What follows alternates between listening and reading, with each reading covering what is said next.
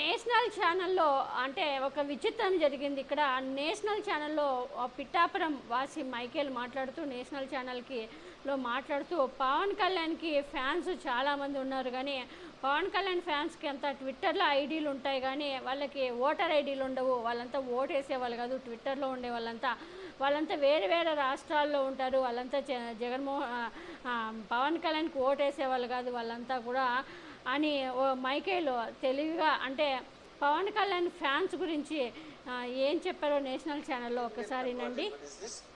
Pawan Kalyan is his charisma and his crowds, is that going to turn into votes? Because we followed Chiranjeevi and he had huge crowds, but somehow it didn't get converted. But is this time a little different?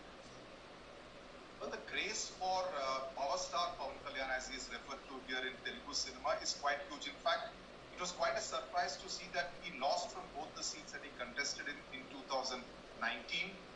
The joke at that time was that his followers, the people who come to his meetings, seem to have Twitter IDs and not voter IDs, and that's perhaps the reason why they couldn't vote at all.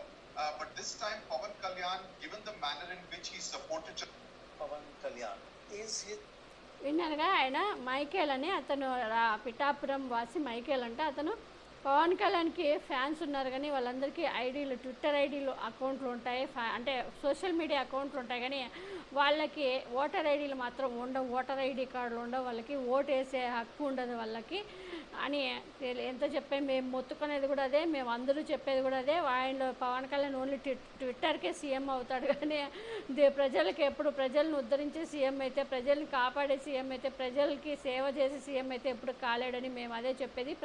ప్రతి ఒక్కరూ అదే చెప్పేది.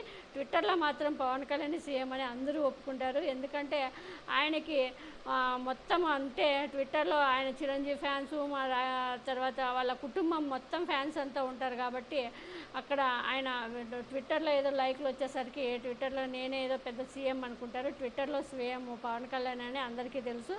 కానీ ఎప్పటికీ కూడా ఇప్పటికే కాదు ఇంకా 100 ఏళ్ళైనా నెక్స్ట్ జన్మ ఎత్తినా ఈ జన్మ ఎత్తినా కూడా కనీసం ఎమ్మెల్యేగా కూడా గెలుస్తాడో లేదో తెలియదు కానీ ఇంకా సీఎం అయ్యే అర్హత ఆయనకి ఎక్కడుంది అనేది రాజకీయ భవిష్యత్తు లేదని చాలామంది పండితులు చెప్తూ ఉంటే మరి చూడాలి. జూన్ 4వ తారీఖు పిఠాపురంలో ఆల్రెడీ మనం మాట్లాడుకున్నాం. పిఠాపురంలో ఎన్ని ఓట్లతో ఓడిపోతున్నాడు అనేది మరి చూడాలి.